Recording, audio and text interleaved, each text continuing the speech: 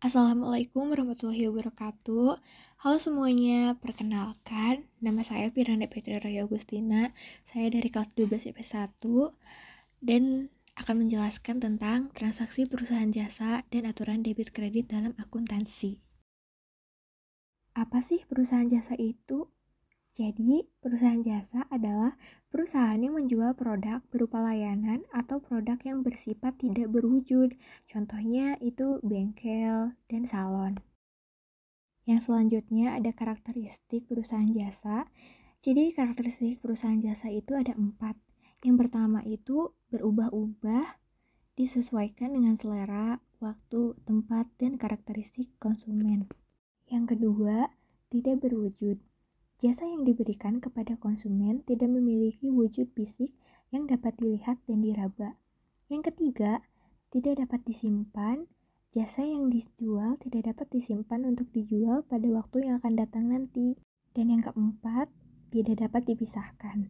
Proses produksi dan penjualan jasa tidak bisa dipisahkan karena terjadi pada waktu yang bersamaan. Selanjutnya ada bukti transaksi perusahaan jasa. Jadi, transaksi perusahaan jasa itu memiliki 2 bukti, yaitu bukti transaksi internal dan eksternal.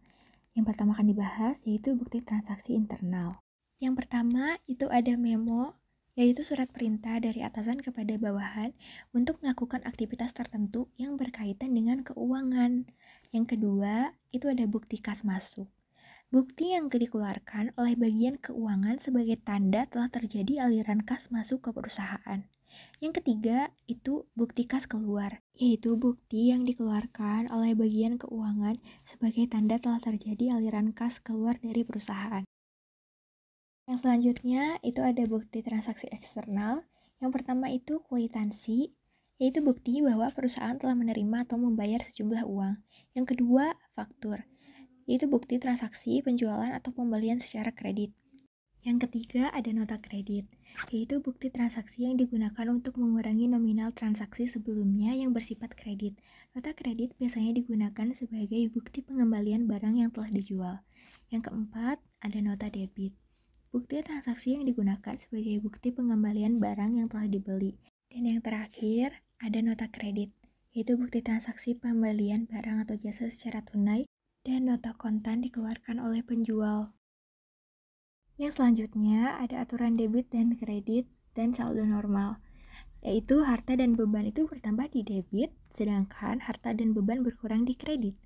Dan utang modal dan pendapatan itu bertambahnya di kredit, sedangkan harta modal dan pendapatan itu berkurangnya di debit. Persamaan dasar akuntansi dapat dimodifikasi menjadi harta ditambah beban sama dengan utang ditambah modal tambah pendapatan. Selanjutnya ada trik menghafal aturan debit dan kredit.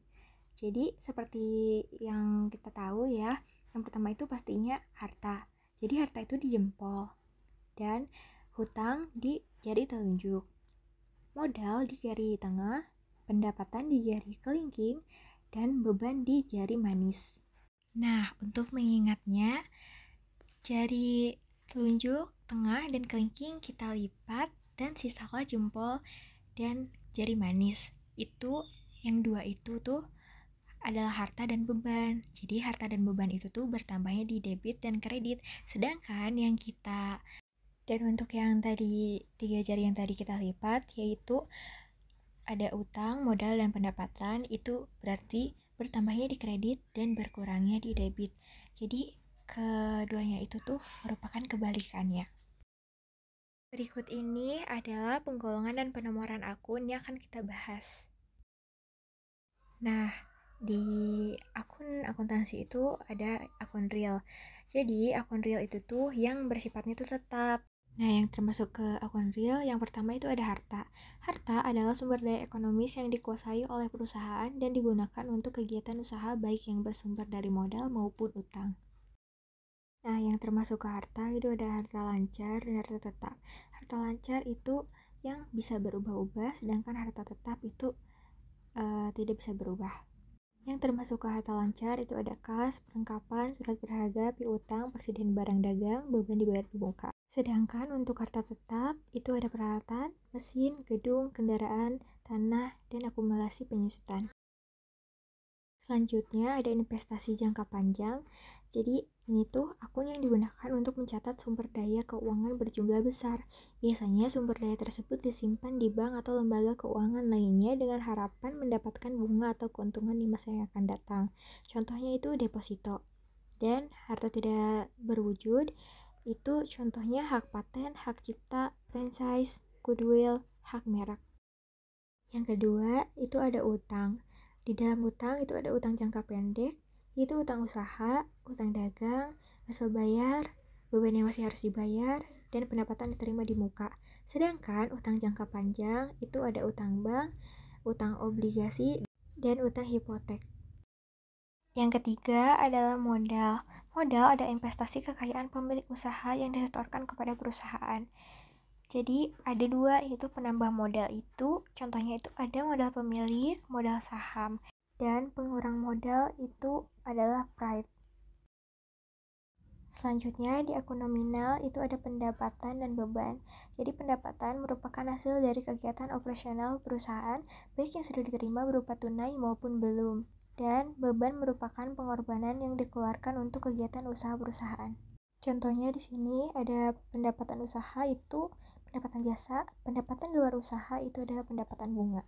Dan beban usaha itu ada beban gaji dan beban listrik, sedangkan beban di luar usaha itu adalah beban bunga. Dan yang terakhir di sini saya akan menjelaskan tentang penomoran akun. Jadi penomoran akun yang biasanya dipakai adalah penomoran dengan 3 digit.